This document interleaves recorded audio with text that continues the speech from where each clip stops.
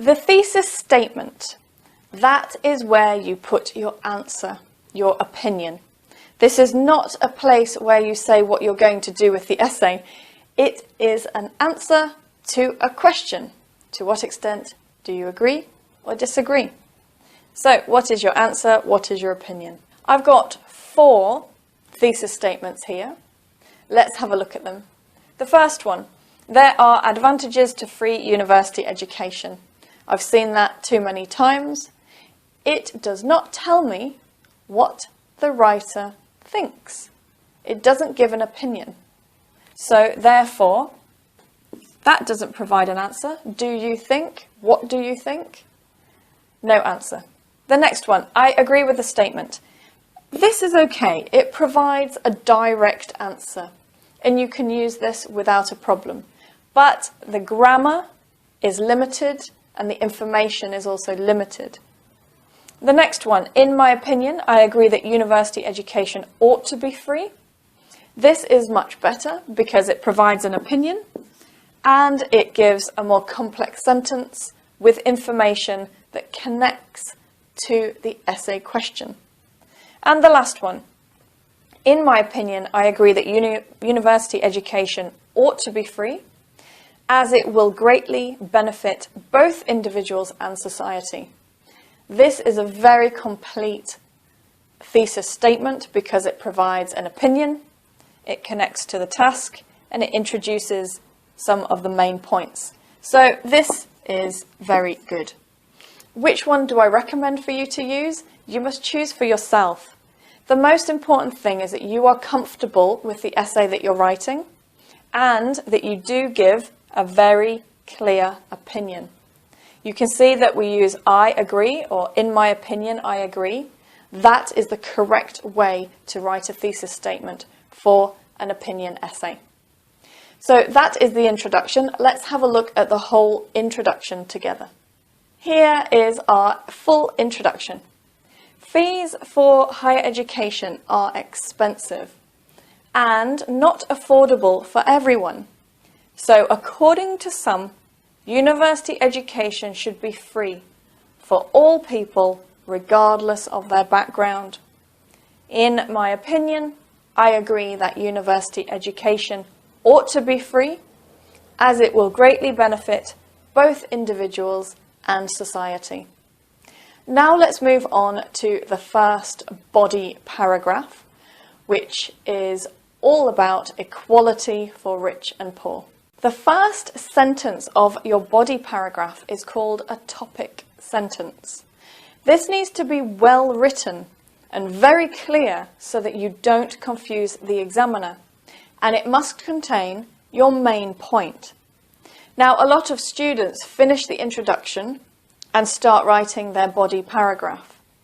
I would like you not to do that. I want you to pause just for a few seconds, and I want you to go back to the question, do you think university education should be free? And write your topic sentence, the first sentence of your body paragraph. Now, here is an example of a topic sentence.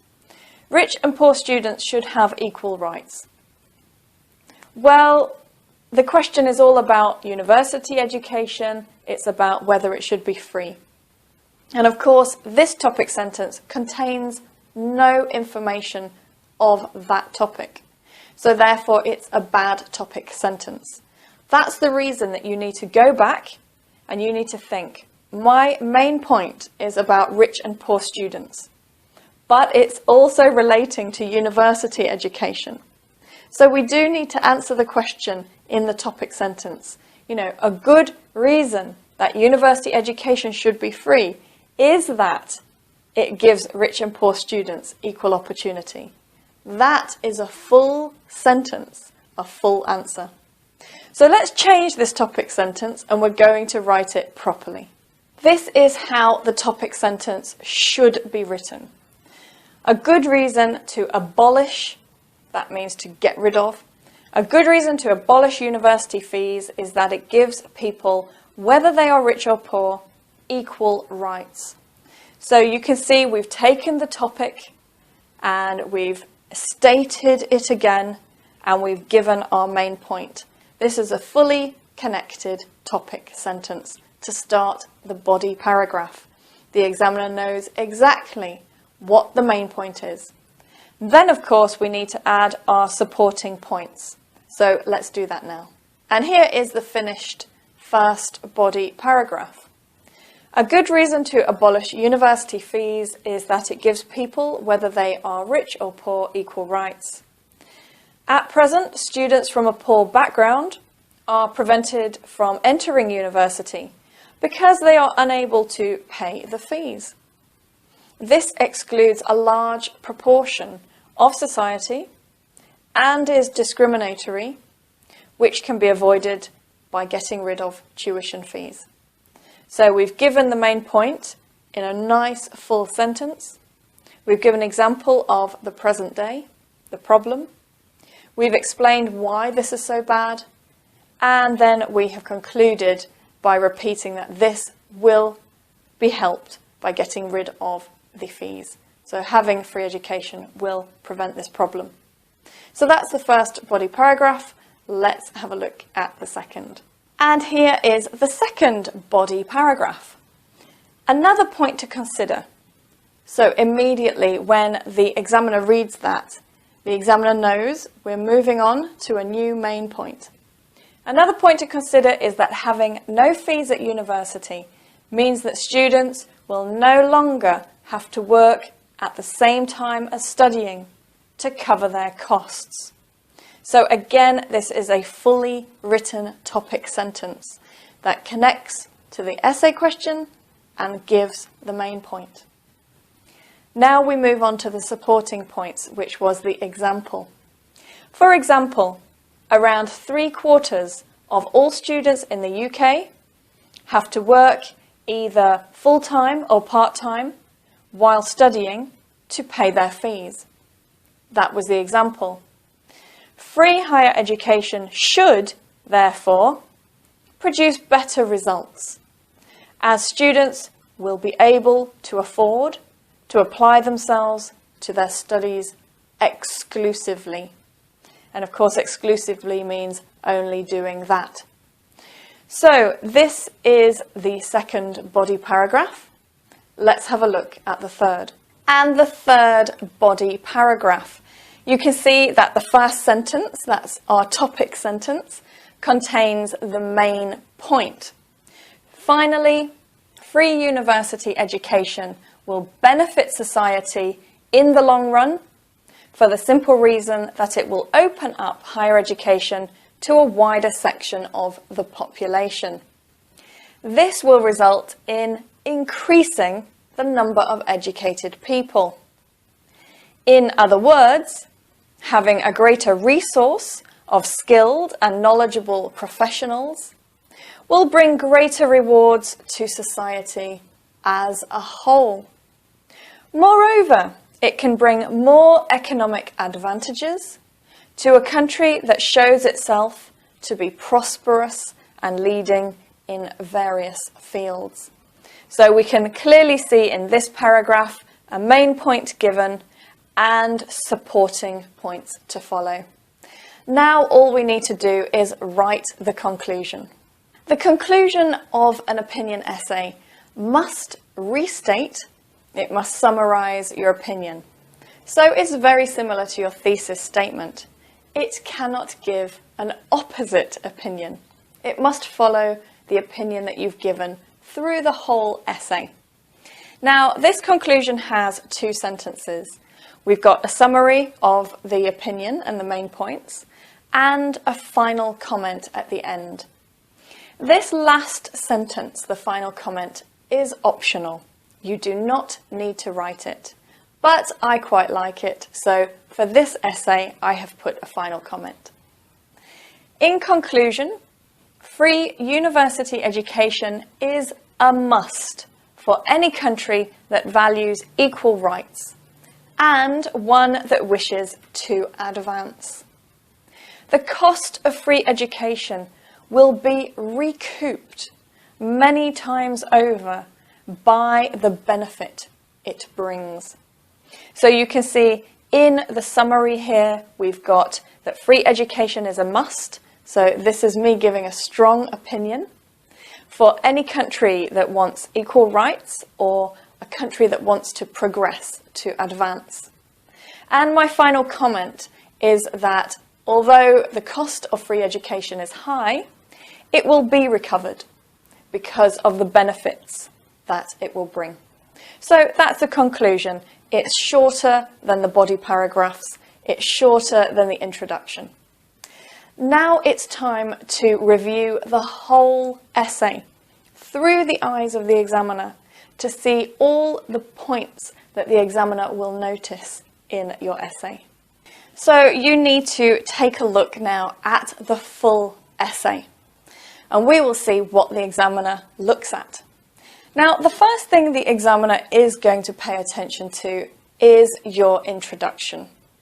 Now, the examiner is going to check that your introduction is concise. Now, the meaning of concise is that it does not contain irrelevant information. It does not contain unnecessary information. Now, if we look at the introduction in this essay, we will see the background statement gives the essay question. So that means it is clear and highly relevant. The thesis statement gives your opinion. Again, very relevant. So this is a concise introduction. No extra information. If you have a sentence that says, "In the modern world, education is of vital importance to all people," this is unnecessary information. You do not need it. All you need to do is introduce your essay question and give your answer. So the examiner will check, is it a concise introduction? The next point is, the examiner will check if there is a clear opinion in your thesis statement. So the examiner will go to your introduction, and of course we have written the introduction very clearly. The thesis statement is so easy to find. In my opinion, I agree that university education ought to be free. That is easy to find and very clear. So the examiner will be happy with the thesis statement. But once the examiner knows your opinion, the examiner will check that this opinion is clear and that it's maintained throughout your essay. Now, throughout means that each part of your essay gives your opinion. You don't include unnecessary or irrelevant information in your essay. It's all connected to what you think. So, in the thesis statement, the examiner will see that you agree. Then the examiner will check, does body paragraph 1, 2, and 3 explain your opinion? So that means each paragraph must explain why you agree. We don't have a paragraph about someone else's opinion or what other people think. This whole essay is what you think and explaining what you think. And then the examiner will check the conclusion to make sure that that opinion is summarized in the conclusion. If your conclusion suddenly gives a different opinion, then of course this is a big problem because your opinion is not maintained throughout the essay. And this is an essential requirement if you want to get band score 7 or above. Your opinion must be throughout the essay. Now, the next point that the examiner will look at are your supporting points. The examiner will read through your essay not just for the main points, but also for the points that support your idea. So that means the examiner will go to the first body paragraph. He will look at the topic sentence and see that the main point is no university fees will bring equal rights. The examiner will continue reading to make sure that all information in that paragraph, all supporting points, are supporting this main point and supporting the essay as well. So that is the reason that having your supporting points planned is essential, because the examiner will check. So don't make a mistake and start writing your essay when you have your main points. Just give yourself an extra minute and plan your supporting points. The next thing the examiner will look at is the structure of your paragraphs. Now, the examiner will see very clearly, because we've got an empty line between paragraphs, that we've got 5 paragraphs in total. He will see an introduction and conclusion, so that's great. Then the next thing will be to look at the body paragraphs. Now, it's very important that each body paragraph has a central topic. This is essential for band score 7. And you can see that we have unique points in each body paragraph. So that is important.